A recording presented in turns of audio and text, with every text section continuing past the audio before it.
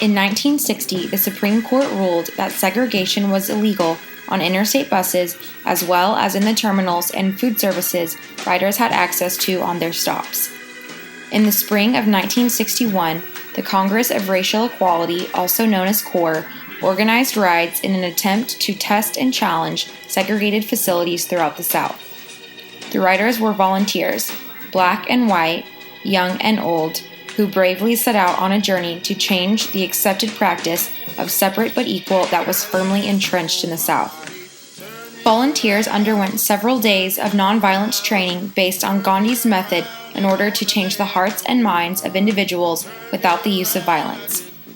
2 buses embarked on the journey from Washington, D.C. on May 4th. Entering the Deep South, the Freedom Rides began to meet strong resistance. Riders were arrested in Charlotte, North Carolina, and attacked in Rock Hill, South Carolina. Reaching Atlanta on May 13th, the riders met with Martin Luther King Jr.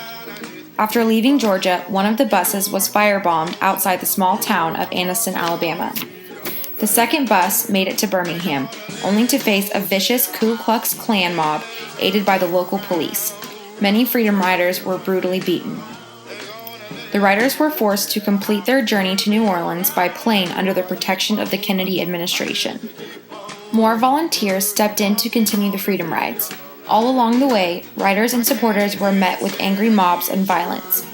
When the riders entered Mississippi, they were arrested by police who claimed it was for their own protection. Never in the history of this nation have so many people been arrested for the cause of freedom and human dignity. When the violence escalated, the federal government had to step in and send in the National Guard to provide protection for the riders. The Freedom Rides of 1961 were significant to the civil rights movement.